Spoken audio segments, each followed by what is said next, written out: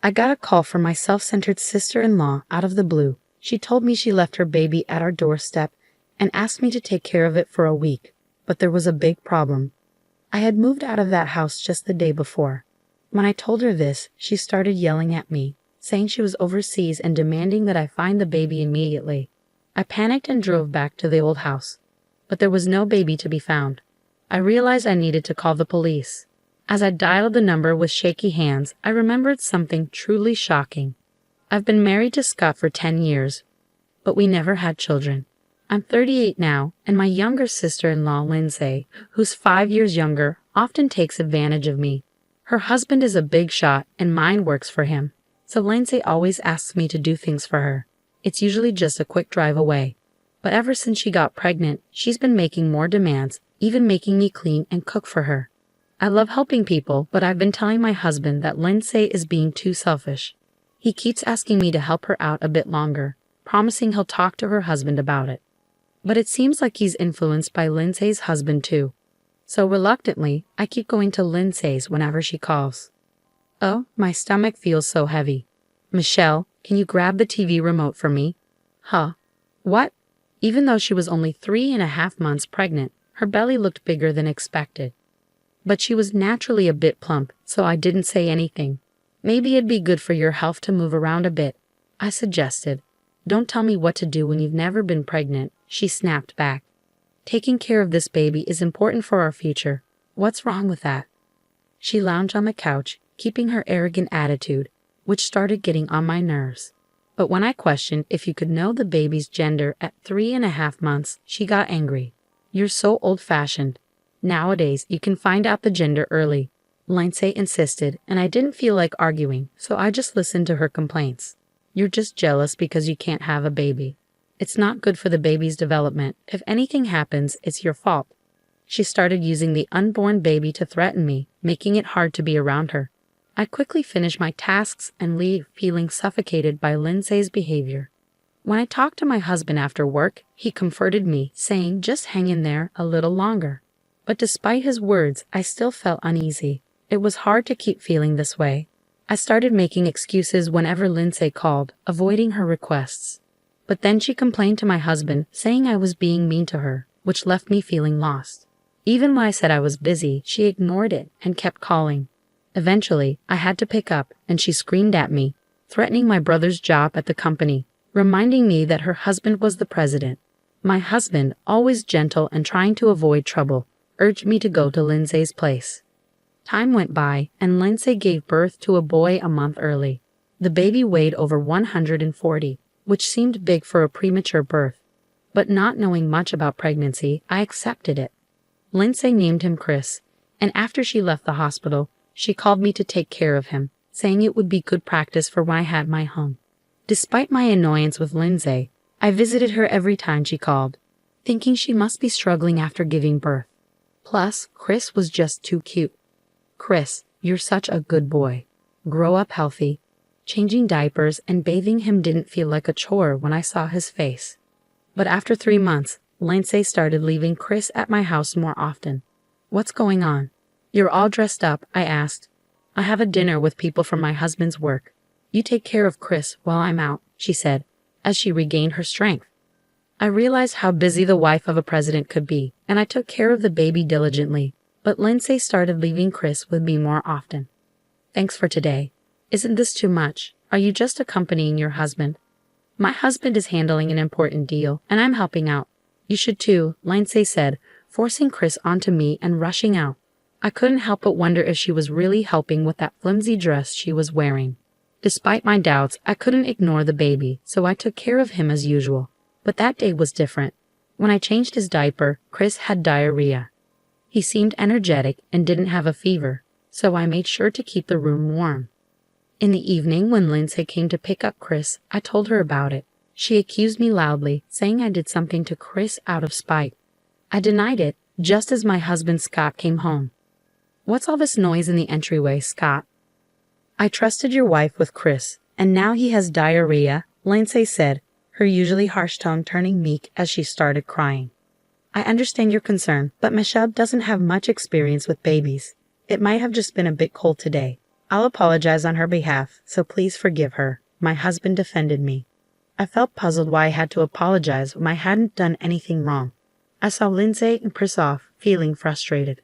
While making dinner in a low mood, my husband suddenly got serious and took out an envelope from his bag. Michelle, we need to talk about something important. Dinner can wait. Please sit down, he said, spreading out documents on the table. The words he told me were shocking, something I never imagined. But seeing his determination, I nodded quietly. A week later, while I was unpacking boxes, Lindsay called. I left a bag at your entrance. Take care of him for a week. What? What are you talking about? Don't play dumb. It's my baby, of course. You've already brought him inside, haven't you? After hearing the whole story, it turned out that since I wasn't home, she had put Chris in a bag and hung it on the doorknob. Hearing this, I panicked. Wait a minute. We moved out yesterday. We're not going back to that house. Please go and pick up Chris right away. But Lindsay didn't believe me, saying, What? Lying again. When I insisted it was true, she suddenly panicked. It turns out she left Chris 5 hours ago. Plus, I was shocked to learn she was currently on an overseas trip. Despite it being spring, it was still chilly outside. Go pick up Chris now. Hurry up. More worried about the baby than angry at Lindsay, I immediately drove off. An hour later, I arrived at our old house and checked the entrance, but there was no sign of Chris. I checked the garden thoroughly and asked the neighbors, but no one saw anything, I said, feeling frustrated.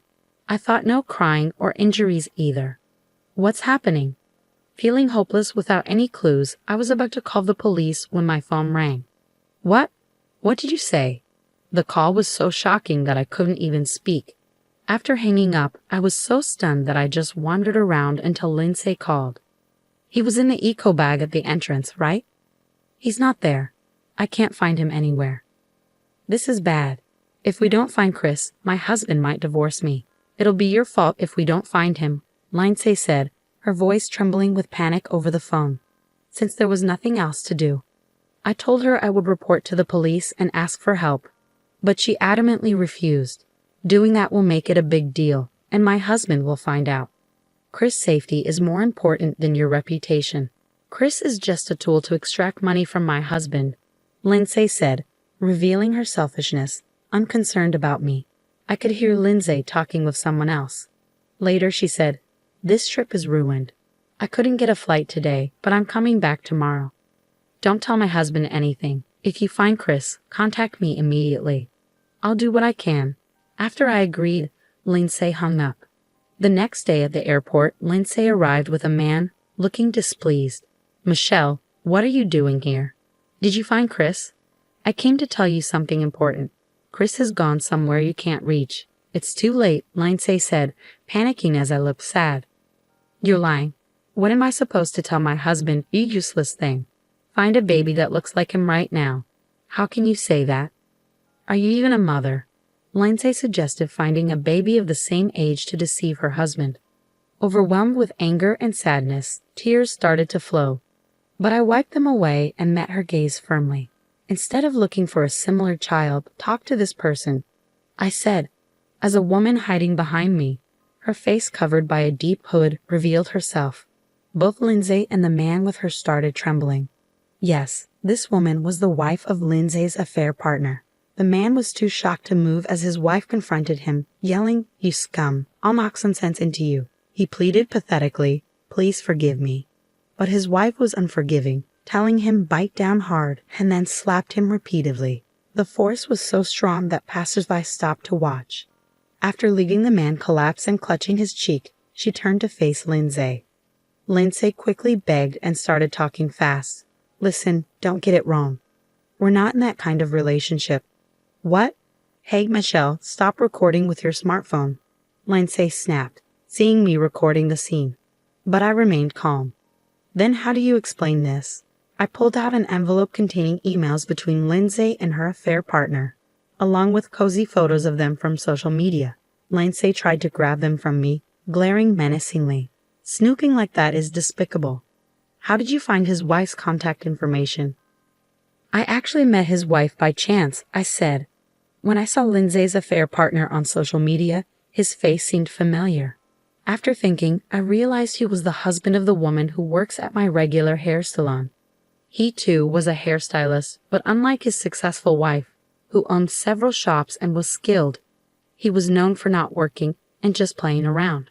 He was a typical husband living off his wife's success. When I told his wife about Lindsay's affair trip, she said, "I've reached my limit. I'm joining in." She came with me, and I was honestly surprised at how terrifying she could be when angry, considering she's usually gentle and kind. The Playboy hairstylist couldn't stand up to his wife and kept begging, "Please don't divorce me." Watching her steadfast refusal, I felt determined. Plus, I started to wonder if Chris was born from the affair. "What? Don't make things up without proof," Lindsay said. "But he was born a month early and weighed over 140 grams. That's definitely too big. Have you been fudging the weeks?" I pulled out another envelope and showed her the documents inside. One was a maternal and child health handbook. Another proved that Lindsay's husband wasn't Chris' biological father. "You played dirty, but tearing this up won't erase what happened." Lindsay snatched the DNA test results from my hand and tore them up, looking pleased. But that wasn't going to let her off the hook. "You'd better talk directly to the person who gave me these documents," I said, showing Lindsay my smartphone. Her eyes widened, and she looked like she was about to scream.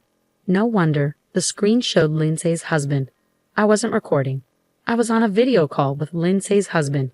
"Lindsay, you lied about going to your parents' house and deceived me," he said. Lindsay stammered, not making much sense in response. Standing in front of her, I began to speak slowly. "Listen carefully. I'm going to explain everything step by step." A week ago, her husband, suspecting something, had requested a DNA test between himself and Chris. He also lied about going on a business trip for a week to monitor her actions. Lindsay, unaware of this, immediately contacted her lover by email and booked an overseas trip in a rush. She didn't even think to erase her browsing history on the day of the trip. After leaving Chris in an echo bag at the entrance of the house I was living in, Lindsay went off to the station humming a tune.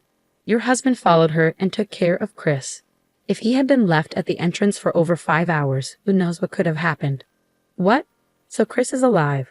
Lindsay's husband exclaimed. Yes, he's with me now. The call I was about to make to the police when I couldn't find Chris was from Lindsay's husband. Surprised but eager to understand the situation fully, I immediately went to his house. Chris was full of energy, playing with a rattle. While hearing about the past events, I remembered that despite being born a month early, he weighed over 140 ounces. At the time, I reluctantly accepted it, but I indeed thought it was strange.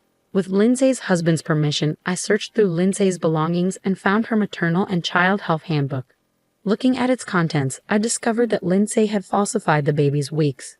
Why did Lindsay do such a thing? Looking back at the actual timing of her pregnancy, it was exactly when her husband was away on a long business trip for about 2 months. Therefore, it was impossible for him to be the father of the baby. Realizing that she was pregnant with her lover's child, Lindsay thought she could deceive everyone by fudging the birth month, especially since the baby turned out to be unexpectedly big. That's when I became suspicious. The person who was in love, and now everyone knows about the child, started saying sorry a lot to their wife. But their wife said coldly, "You'll have to manage on your own now," and gave them divorce papers. Then she kicked her crying husband and left. She walked away with confidence. Meanwhile, Lindsay's husband didn't stay quiet. He said, "I'm divorcing you, obviously. Go be with that other man." "No, I just thought he looked nice. He doesn't have any money. You were only with me for the money, right?" Lindsay got emotional as she admitted the truth. "You said Chris was just a way to get money from your husband." "Don't talk nonsense. I heard about your phone call yesterday from Michelle. I had recorded everything to make sure Lindsay couldn't deny it later." Lindsay's husband had been quietly listening until then, his face red with anger. When Lindsay was confronted with the truth, she seemed a bit scared at first. Then she looked at her phone and said, "If Chris is fine, then everything's okay, right? And even though he's not your biological child, I gave birth to him. So he's like your child." Both Lindsay's husband and I were shocked by her selfish reasoning. Thinking she had cleverly avoided the issue, Lindsay looked proud. But then her husband said, "It's over," and hung up the phone suddenly. Lindsay tried to call him back, but he had blocked her. Then I reminded her that leaving Chris alone in a bag and going out was against the law. She shook her head in disbelief. I showed her the law on my phone, and she suddenly got scared and collapsed. Lindsay, it's over between us. Goodbye.